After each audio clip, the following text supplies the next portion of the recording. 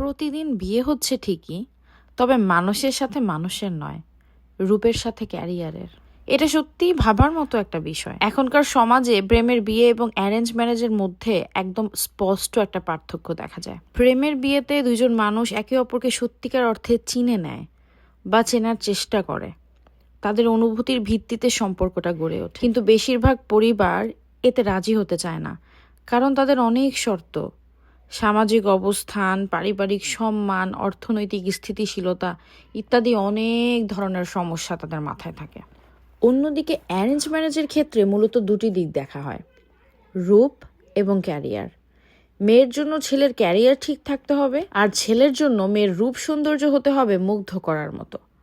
পরিবারগুলো এসব দেখে দেখে পাত্রপাত্রীর মিল খোঁজে, কিন্তু কয়জন আসলে দেখে যে তারা একে অপরের সাথে মানিয়ে নিতে পারবে কিনা, তাদের মূল্যবোধ, চিন্তা ভাবনা, জীবনযাত্রার ধরন মেলে কিনা। এই সামাজিক কাঠামোতে প্রেমের বিয়ে কঠিন হয়ে যায়, কারণ এখানে বাবা মায়েরা চায় তাদের সন্তান যেন সঠিক পাত্রপাত্রী খুঁজে পায়, কিন্তু সেই সঠিক সংজ্ঞাটি হয় রূপ এবং ক্যারিয়ারের ভিত্তিতে। অথচ বাস্তব জীবনে সুখী দাম্পত্য জীবন গড়তে এগুলো কি মূল বিষয়? মোটেই না। এখানে দরকার পারস্পরিক বোঝাপড়া, শ্রদ্ধা, ভালোবাসা এবং একসাথে পথ চলার মানসিকতা। এটা কজন বুঝতে পারি আমরা?